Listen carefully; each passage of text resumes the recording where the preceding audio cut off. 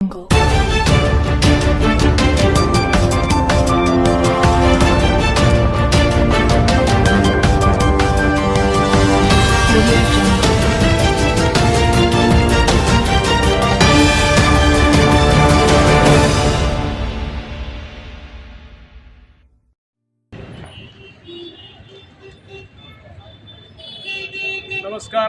मी Milind Gaikwad, AB news तालुका प्रतिनिधी, तडीपार news channel Bhokar.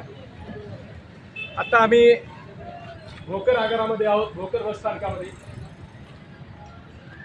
या बसस्थानकाची स्थापना जवळपास स्वातंत्र्याच्या नंतरचीच आहे आणि आजपासून या बसस्थानकामध्ये कुठल्याही सुविधा नाहीत।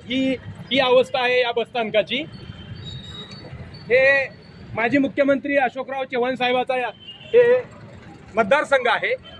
त्याच्यानंतर त्यांच्या पत्नी आमदार होत्या, त्याच्यानंतर आज विद्यमान आमदार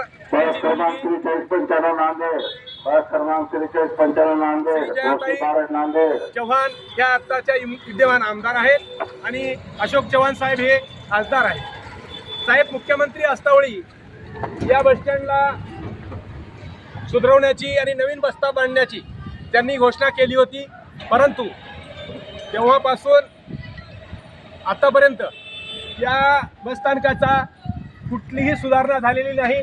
आता उन्हाळा असल्यामुळं ही अवस्था दिसत आहे, परंतु पावसाळ्यामध्ये अत्यंत बिकट अवस्था या बसस्थानकाची असते।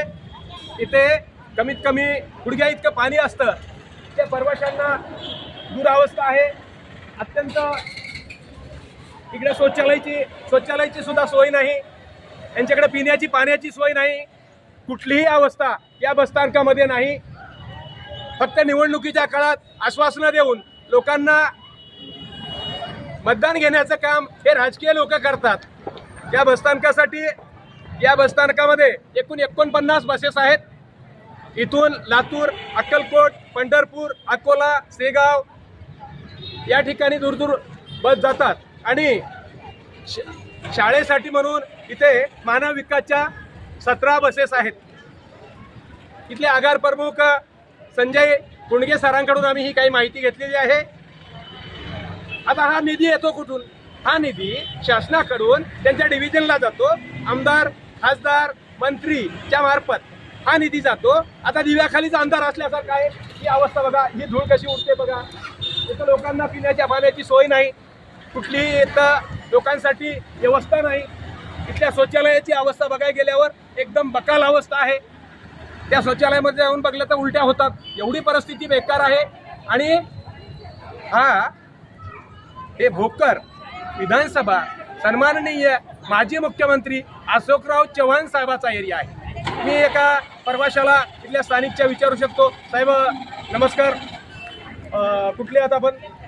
भोकर फुलेनगरमधला इथला आहे। मी सामाजिक संघटनेचा तालुका अध्यक्ष आणि ज्येष्ठ पत्रकार पण आहे। या बसस्थानकामध्ये तुम्ही किती दिवसापासून येता? माझे एक वयाचे 40 वर्ष झालेले आहेत। ते या 40 वर्षामध्ये आणखीन कुठलीच या बसस्थानामध्ये पाण्याची व्यवस्था नाही, पिण्याची, शौचालयाची नाही। या ठिकाणी मोठ्या पावसाळ्यामध्ये मोठ्या प्रमाणामध्ये कमरे एवढा असा मोठा ढव होते आणि त्या ढवामुळे काही प्रवाशांना त्रास होते आणि उन्हाळ्यामध्ये भरपूर धूळ उडते। या त्रासाला भरपूर कंटाळून गेलेले आहात सर। ही जे इथलं शौचालयामध्ये कशी अवस्था आहे? कुठलेच काही नाही सर, मधात गेले तर असं घाण वास येते। कुठलंच काही शौचालयाची कोणतीच व्यवस्था चांगली नाही या ठिकाणी। आत्ताचे स्थानिक आमदार कोण आहे तिथले? माननीय अशोकराव चव्हाण साहेब, श्रीजयाताई चव्हाण, आणि यांनी कुठलंच आतापर्यंत व्यवस्था केलेली नाही साहेब। आश्वासन, फक्त आश्वासन, हे करू ते करू हे करू, फक्त आश्वासन दिलेले आहेत। या बसस्थानकासाठी 23-24च्या कार्यकाळामध्ये 2023-24ला 1 लाखाचं बक्षीस स्वच्छतेसाठी भेटलेलं होतं आणि क वर्गाचा पहिल्या नंबरचं बक्षीस यांना भेटलेलं होतं आणि ट्रॉफी पण भेटलेली आहे। आताच आम्ही इथल्या सन्माननीय कुंडगे सरांना भेटलो, आगार प्रमुखांना। यातली अवस्था बघता त्या बसस्थानकामध्ये आता हे नवीन कॅन्टीनची सुरुवात झालेली आहे जवळपास 1 वर्षापासून, आणि इथल्या लोकांना पिण्याच्या पाण्याची सोय नसल्यामुळं लोक परेशान असतात. आता उन्हाळा लागलेला आहे, उन्हाळ्यामध्ये जरी कमीत कमी सन्माननीय आमदार साहेबांनी मोठमोठ्या वल्गना करण्यापेक्षा त्या गोरगरीब जनतेतून मतदान घेतलेलं आहे, निवडून आला अशोकराव चव्हाण साहेब, हे तर लोकांना पिण्याची पाण्याची सोय करा.